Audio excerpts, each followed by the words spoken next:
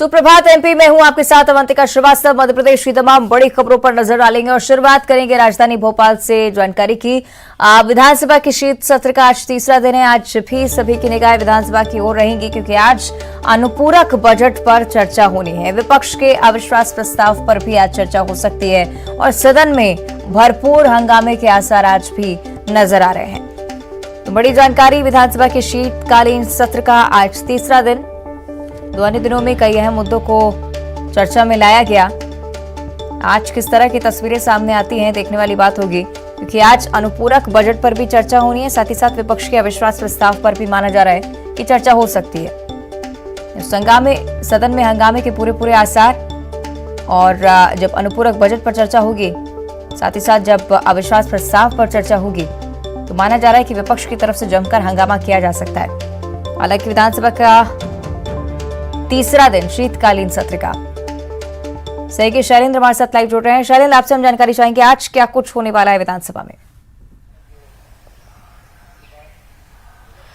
देखिए अवंतिका, आज शीतकालीन सत्र का तीसरा दिन है और तीसरा दिन भी हंगामेदार होने के पूरी तरीके से आसार नजर आ रहे हैं कि कल जिस तरीके से वित्त मंत्री जगदीश देवड़ा के द्वारा जो अनुपूरक बजट है वो पटल पर रखा गया, उस पर आज चर्चा होनी। सबसे पहले 11 बजे उसी पर 2 घंटे तक चर्चा होगी और चर्चा के बाद जो है फिर आगे की कार्रवाई पूरी होगी। लेकिन ये माना जा रहा है कि सदन में जिस तरीके से अनुपूरक बजट को लेकर चर्चा होगी उसी दौरान हंगामा भी हो सकता है। और उसके बाद जिस तरीके से पहले दिन ही अविश्वास प्रस्ताव की प्रति जो है वो विधानसभा अध्यक्ष को सौंपी गई थी और कल विधानसभा अध्यक्ष ने ये फैसला दिया था कि आज यानी सत्र के तीसरे दिन जो है उस पर अविश्वास प्रस्ताव पर चर्चा भी होनी। और यही कारण है कि कांग्रेस ने अपने सभी विधायकों को व्हिप जारी करते हुए सदन में उपस्थित रहने के निर्देश दिए हैं। यानी विपक्ष जो है वो अविश्वास प्रस्ताव को लेकर पूरी तैयारी करके बैठा हुआ है और आज जो उस पर अविश्वास प्रस्ताव के जो 104 बिंदु उन्होंने दिए थे उस पर आज चर्चा होनी है। हालांकि इसको लेकर बीजेपी सरकार के प्रवक्ता नरोत्तम मिश्रा पहले ही कह चुके हैं कि वह अविश्वास प्रस्ताव पर चर्चा के लिए पूरी तरीके से तैयार है, लेकिन उन्होंने कहा कि विपक्ष से ये उम्मीद है कि वो चर्चा करेंगे,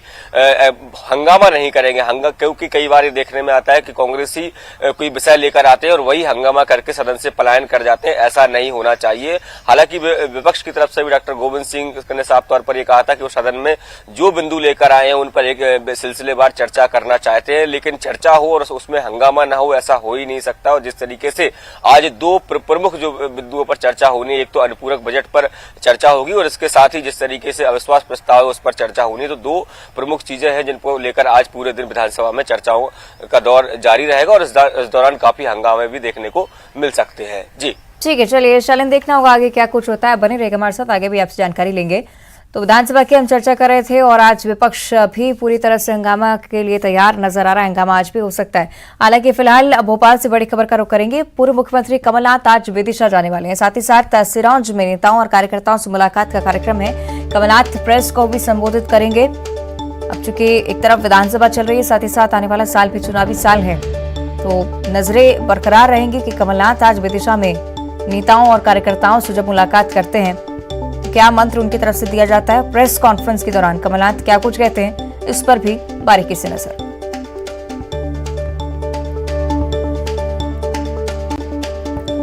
मध्य प्रदेश में कांग्रेस मजबूत है और कार्यकर्ता उत्साहित हैं और विधानसभा चुनाव के बाद सरकार बनाएंगे, ये कहना है कांग्रेस के प्रदेश प्रभारी जेपी अग्रवाल का। जेपी अग्रवाल ने कहा है कि प्रदेश में कांग्रेस की सरकार थोड़ी ही समय रही थी, लेकिन उस दौरान जनता के हित की जो योजनाएं शुरू की गई थी उन्हें बीजेपी सरकार ने रोक दिया है। प्रदेश प्रभारी ने यह भी कहा है कि हाथ से हाथ जोड़ो अभियान भी शुरू किया जाएगा, जिसमें प्रियंका गांधी भी शामिल रहेंगी।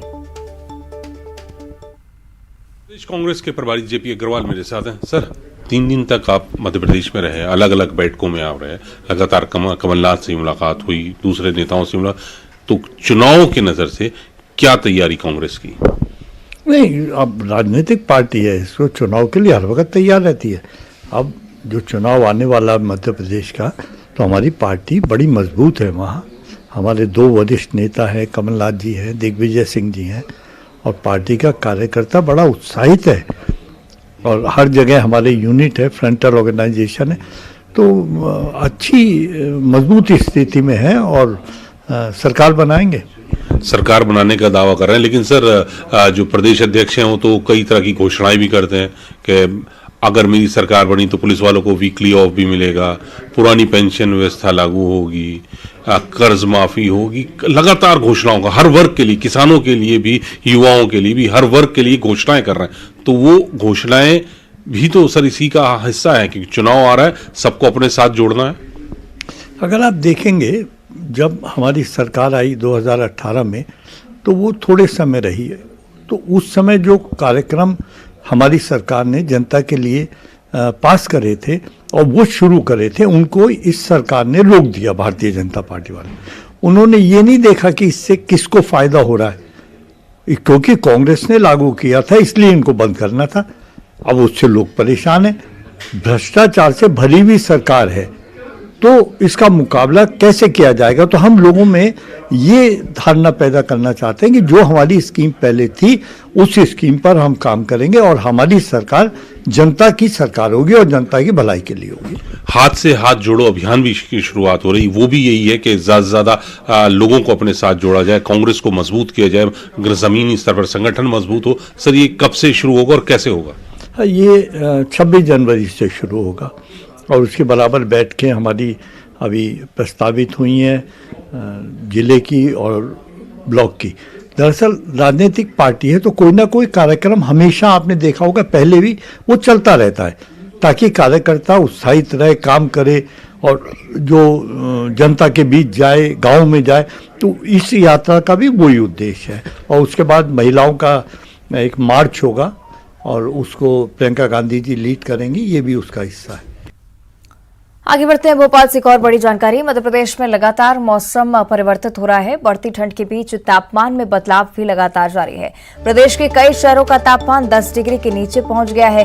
नौगांव में सबसे कम 5.5 डिग्री तापमान रहा, जबकि उत्तर भारत में वेस्टर्न डिस्टर्बेंस का जो असर है वो अब लगातार बरकरार। 25 दिसंबर से सिस्टम बनने के बाद तेज ठंड भी शुरू हो सकती है, ऐसी जानकारी। सही शैलेंद्र हमारे साथ लगातार जुड़े हुए हैं। शैलेंद्र, प्रदेश की मौसम को लेकर यही जानकारी लगातार कि जो ठंड है उसका असर अब व्यापक तौर पर देखने को मिल रहा है, आगे के लिए क्या कुछ संभावना? देखिए, बिल्कुल जिस तरीके से अभी अगर मध्य प्रदेश के लिहाज से बात करूं तो अधिकांश जिलों में तापमान 10 डिग्री के आसपास बना हुआ है, बल्कि कुछ इलाके ऐसे भी हैं, खासकर ग्वालियर चंबल संभाग के इलाके हों या बुंदेलखंड के कुछ इलाके हैं जहां तापमान जो है वो 10 डिग्री से नीचे चला गया। अगर बात करें सबसे न्यूनतम तापमान की तो छतरपुर जिले का नौगांव कस्बा जो है, जहां का तापमान 5.5 डिग्री रिकॉर्ड किया गया है। और अगर भोपाल की राजधानी की बात करूं तो अभी 1 डिग्री तापमान की बढ़ोतरी जो है वो राजधानी में दर्ज की गई। पहले 10 डिग्री के आसपास तापमान था, जो बढ़कर अब 11 डिग्री हो गया। इसके साथ ही खास बात यह भी है कि जिस तरीके से अभी जो सिस्टम बने हुए उसके अनुसार जो है रातें तो काफी सर्द हो रही है, लेकिन दिन में तेज धूप निकलने के चलते काफी स्थितियां विपरीत नजर आती हैं। क्योंकि अगर दिन के तापमान की बात करूं तो राजधानी भोपाल में 27 डिग्री के आसपास तापमान रह रहा है, यानी दिन और रात के तापमान में जो है काफी अंतर देखने को मिल रहा है, जिससे कहीं ना कहीं बीमार जो है वो लोगों को ये सर्दी बना रही है। क्योंकि दिन में तेज धूप होती है और रात को यानी शाम ढलते ही जो है वो सर्द हवाएं चलने लगती है। हालांकि मौसम विभाग का ये पूर्व अनुमान है कि 25 दिसंबर के बाद कुछ सिस्टम में बदलाव होगा और उसके बाद जो है वो रात के साथ साथ दिन का तापमान भी तेजी से गिरावट दर्ज करेगा। क्योंकि दिसंबर आधा बीत चुका है और ऐसे में जिस तरीके से अब लगातार सर्दी रात में अपना प्रकोप दिखाने लगी है, तो मौसम विभाग का पूरी तरीके से अनुमान है कि 25 दिसंबर के बाद दिन के तापमान में भी तेजी से बदलाव आएगा और ये बदलाव लगभग जनवरी और फरवरी के सेकंड वीक तक लगातार देखने को मिलेगा। यानी ये कहें कि जनवरी और फरवरी यानी 1.5 महीने के आसपास जो है वो मध्य प्रदेश वासी जो है वो कड़ाके की ठंड के बीच में रहने को मजबूर होंगे। जी ठीक है, शुक्रिया आपका शैलेंद्र इस पूरी जानकारी के लिए। और जिससे कि माना जा रहा है कि प्रदेश में आने वाले समय में ठंड का जो असर है वो व्यापक तौर पर होगा और आगे जाकर सर्दी पड़ने वाली है। आगे बढ़ते ग्वालियर से बड़ी खबर जिसका रुख करेंगे। पूर्व मंत्री राजा पटेरिया की जमानत का ये मामला, जिसको लेकर एमपी एमएलए कोर्ट में आज एक बार फिर से सुनवाई होनी है। पवई थाना पुलिस कल केस डायरी पेश नहीं कर पाई थी और पुलिस ने कोर्ट से आज केस डायरी पेश करने की मांग की थी। अब केस के विवेचक के बाहर होने का हवाला भी दिया गया। तो अब एमपी एमएलए कोर्ट में आज फिर से केस डायरी पेश होनी है। पीएम नरेंद्र मोदी पर राजा पटेरिया ने आपत्तिजनक टिप्पणी की थी, जिसका हम जिक्र कर रहे हैं। गिरफ्तारी के बाद से ही राजा पटेरिया जेल में बंद है। तो एमपी एमएलए कोर्ट में आज एक बार फिर से मामले की सुनवाई होगी, केस डायरी पेश की जाएगी। केस के विवेचक के बाहर होने का हवाला दिया गया था, लेकिन अब आज जब केस डायरी पेश होगी तो देखना होगा क्या कुछ फैसला कोर्ट की तरफ से सामने आता है। पवई थाना पुलिस कल केस डायरी पेश नहीं कर पाई थी। पूर्व मंत्री राजा पटेरिया की जमानत का मामला है। एमपी एमएलए कोर्ट में आज फिर से मामले की सुनवाई होनी है। आपको बता दें कि प्रधानमंत्री नरेंद्र मोदी पर राजा पटेरिया ने आपत्तिजनक टिप्पणी की थी और इस बयान के बाद गिरफ्तारी हुई। गिरफ्तारी के बाद से ही लगातार जेल में बंद है राजा पटेरिया। जमानत याचिका भी उनकी खारिज हो गई थी। देखना होगा एमपी एमएलए कोर्ट इस पर क्या फैसला सुनाता है, क्योंकि केस डायरी पेश करने के लिए पुलिस ने कोर्ट से समय मांगा था। ज्यादा जानकारी इस पर हम लेंगे। सही सुशील हमारे साथ ग्वालियर से लाइव जुड़ रहे हैं। सुशील, आपसे हम जानना चाहेंगे, आज एमपी एमएलए कोर्ट में फिर से सुनवाई होनी है, इस मामले को लेकर क्या कुछ हो सकता है? बिल्कुल, देखिए, प्रधानमंत्री नरेंद्र मोदी के खिलाफ अभद्र टिप्पणी करने वाले राजा पटेरिया के मामले में कल अदालत में सुनवाई हुई थी, लेकिन कल पवई पुलिस इसमें केस डायरी पेश नहीं कर पाई थी। यही वजह है कि एमपी एमएलए कोर्ट ने कल पवई पुलिस को आज मोहलत दी थी केस डायरी पेश करने के लिए। तो आज पन्ना जिले की पवई पुलिस यहाँ एमपी एमएलए कोर्ट में केस डायरी पेश करेगी। उस केस डायरी को देखने के बाद जो है एमपी एमएलए अदालत आज इस मामले की सुनवाई करेगी। तो निश्चित तौर पर जमानत के लिए जो आवेदन लगाया गया है राजा पटेरिया के परिवार की तरफ से, उस जमानत के आवेदन पर आज कोर्ट विभिन्न तथ्यों को देखने के बाद, केस डायरी पढ़ने के बाद जो है फैसला लेगी। तो आज दोपहर बाद इस मामले में कोई अपडेट ज़रूर आएगा, जिसमें एमपी एमएलए कोर्ट इस केस डायरी को देखेगी। क्या उसमें ये तथ्य भी देखेगी कि क्या ये जो मामला है इसमें जमानत दी जा सकती है, क्योंकि पन्ना की जो स्थानीय कोर्ट है उसने राजा पटेरिया को 14 दिन के लिए न्यायिक हिरासत में भेजा है। तो गिरफ्तारी के बाद से ही राजा पटेरिया उस वक्त जेल से अंदर ही है अभी। ठीक है, शुक्रिया आपका सुशील जानकारी के लिए। देखना होगा आगे क्या कुछ होता है इस पूरे मामले को लेकर। आगे बढ़ते बात करेंगे हरदा जिले के सीएम हेल्पलाइन के दुरुपयोग का मामला यहां से सामने आया है। मामले में सीएम हेल्पलाइन पर शिकायत की गई थी। वापस देने के एवज में रुपए वसूली के मामले भी सामने आए और पुलिस ने बताया है कि गुना जिले के निवासी आनंद प्रकाश ने सीएम हेल्पलाइन पर लिखित शिकायत दर्ज करवाई थी, जिसमें लिखा था कि हरदा मंडी में जैन लोग धन का उपयोग देश में आतंकवाद फैलाने के लिए करते हैं। शिकायत के बंद कराने को लेकर जब शिकायतकर्ता से बात की गई तब उसने रुपए की मांग की थी। मामले में सिटी कोतवाली पुलिस ने केस दर्ज कर लिया।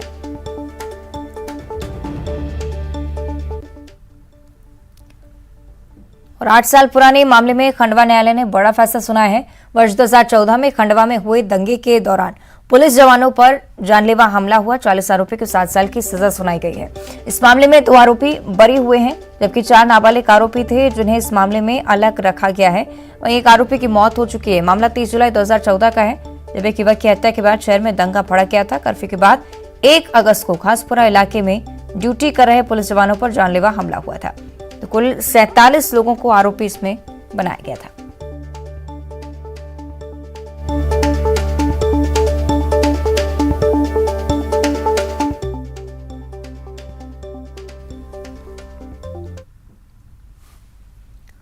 और अब खबर दतिया से है, जहां जिला अस्पताल के अधिकारियों की हिटलर शाही और मनमानी से देश की सेवा में लगे एक जवान का बूढ़ा पिता परेशान हो रहा है।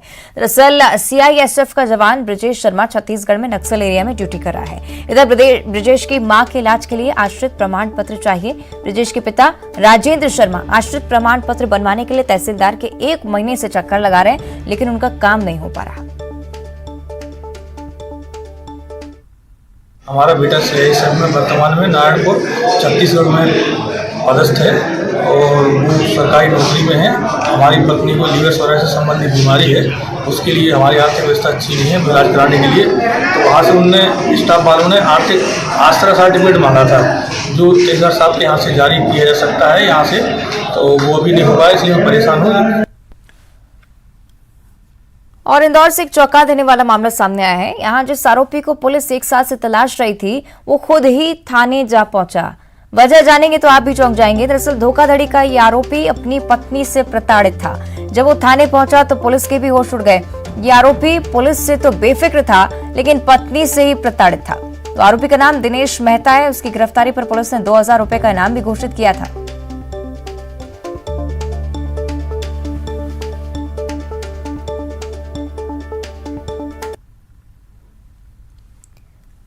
उधर देवास में जनसुनवाई के दौरान कलेक्ट्रेट सभागृह में एक पीड़ित महिला ने खूब हंगामा किया है। कलेक्टर के सामने कलेक्टर सहित सभी अधिकारियों को खूब खरी खोटी सुनाई है। महिला ने जनसुनवाई में लगभग 40 मिनट तक हंगामा किया, जिसके बाद महिला पुलिस बल बुलाकर पीड़ित महिला को कुर्सी से उठाकर बलपूर्वक बाहर ले जाया गया। महिला यहां भी शांत नहीं हुई। जब तक काम नहीं बना तब तक वहां से हिली तक नहीं। पीड़िता महिला गिरिजा कुमावत का कहना है कि 5 वर्ष पहले डिलीवरी के दौरान जिला अस्पताल में इंजेक्शन लगाया गया था और उसके बाद से ही कमर के निचले हिस्से में काम बंद कर दिया है। वो डॉक्टरों पर कार्रवाई चाहती है।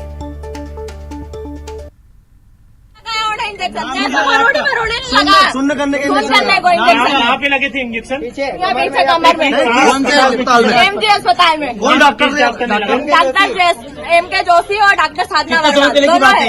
5 साल उनके परेशान होते होते हमारे। कब से आप ऑफिसों के चक्कर लगा रहे हैं? 5 साल से। क्या कहते हैं अधिकारी? बस ऐसा करी डाल दे कि बस हमारा इलाज करे देंगे। वहाँ सरकारी में पहुंचे थे, फिर वहाँ एमआई पहुंचे थे, एमआई से पक्षी मारेगा आगे जब वो डॉक्टर के पास गए तो उन्होंने ये बताया कि उसका एक आयुर्वेदिक इलाज और साथ में लगातार फिजियोथेरेपी करवाई जाए। इसके संबंध में पूर्व में भी 3 से 4 बार उनकी आर्थिक सहायता भी की गई है। आज ये निर्देशित किया गया है कि जो हमारा जिला स्तरीय फिजियोथेरेपिस्ट है वो उनका रेगुलरली फिजियोथेरेपी करे। इसके लिए जो हमारे DTSJ हैं सपना मैडम, उनको भी निर्देशित किया गया है कि वो लगातार इसका फॉलोअप लें। और इधर जबलपुर पुलिस ने एक हाईटेक ऑनलाइन सट्टे के काले कारोबार का खुलासा किया है। माड़ोताल थाना अंतर्गत करमेता में एक युवक किराए का मकान लेकर ऑनलाइन सट्टा खिलवा रहा था, जिसमें कई लोग उसका साथ दे रहे थे। मुखबिर से मिली सूचना के बाद माड़ोताल थाना पुलिस और क्राइम ब्रांच की टीम ने योजना बनाकर बताए गए स्थान पर छापा मारा, जहां पर घेराबंदी करते हुए 5 लोगों को पकड़ा है। पुलिस को उनके पास से 1 लैपटॉप, 9 मोबाइल फोन, 4,72,000 रुपए की नकदी और एक वेन्यू कार मिली है। जब संबंधित स्थान में क्राइम ब्रांच और माड़ोताल पुलिस के द्वारा दबिश दी गई तो वहाँ पे 5 व्यक्ति मिले। ये 5 व्यक्ति थे पंकज कुमार कुकरेजा, जो कि लालमाटी का रहने वाला है, और श्याम चेतवानी, ये झामनदास का है, और एक सूर्या मिला और राहुल मोटवानी। इनके द्वारा ये 777 एक्सचेंज वेबसाइट और कई सारी साइट्स हैं, उनके आधार पे इनके मोबाइल पे सट्टा संचालित किया जा रहा था और तत्समय कलेक्शन किया जा रहा था। इनसे प्रॉपर पूछताछ की गई तो इनने बताया कि ये जो ऑनलाइन सट्टा है कोई कारू निवासी है, ये रीवा का, जो कि सिर्फ ये नहीं जानते हैं। इसके अलावा गट्टू है कटनी का, राहुल साहू है जबलपुर का, और पवन। इनके द्वारा इनको ऑनलाइन लाइन दी जाती है और बाकी जो 4 व्यक्ति हैं वो कलेक्शन करते हैं। तो ये कलेक्शन वगैरह कर रहे थे, तो इनसे सभी चीज़ें जब्त हुई हैं तत्काल उस समय पे। वेबसाइट खोल के ये प्रॉपर कलेक्शन कर रहे थे, रुपए पैसे से वो कर रहे थे। तो इनके पास से कुल 4,72,120 रुपये मिला है और इसके अलावा 11 मोबाइल मिले हैं और ये हुंडई वेन्यू कार है, उसमें ये चारों जाके डोर टू डोर कलेक्शन करते थे MP20C के 4777 इससे। तो इनको सभी को सीज किया गया है और कार्रवाई की जा रही है। उधर रतलाम कलेक्ट्रेट में जनसुनवाई में कलेक्टर नरेंद्र सूर्यवंशी की सिरदर्दा देखकर सभी ने उनकी तारीफ की है। दरअसल जनसुनवाई में 9वीं कक्षा का छात्र कासिम अपने माता पिता के साथ यहां पर पहुंचा था। सरकारी शिक्षकों ने उसे ज्यादा शैतानी करने की वजह से स्कूल न आने का फरमान सुनाया था। करीब 8 दिनों से वो स्कूल नहीं जा रहा था और ये सुनकर कलेक्टर ने डिप्टी कलेक्टर और जिला शिक्षा अधिकारी को उस बच्चे के साथ सरकारी गाड़ी में माणक चौक स्कूल भेजा, वापस उसे क्लास में रेगुलर करवाया।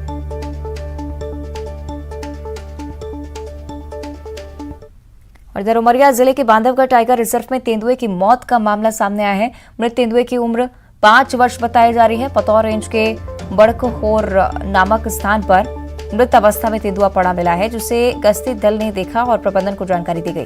तेंदुए के गले में गहरे जख्म को देखते हुए मौत की आशंका जताई जा रही है। अब शिकार के लिए बाघिन और तेंदुए के बीच संघर्ष भी इसमें संदेहजनक है। हालांकि PM रिपोर्ट के आने के बाद ही मौत की असली वजह साफ हो पाएगी।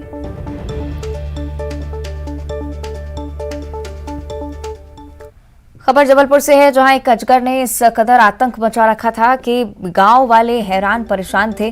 किसानों की मुर्गियां और बकरियां अचानक से गायब होने लगी थी और जब गांव के लोगों ने इसकी जानकारी जुटानी चाहिए तो वो सबके होश उड़ गए। 14 फीट लंबा अजगर इनके मवेशियों को अपना भोजन बना रहा था।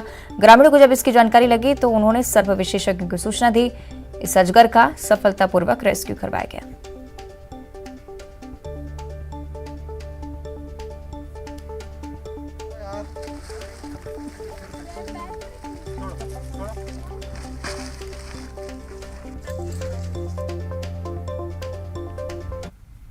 और अब 25 सेकंड में खबर।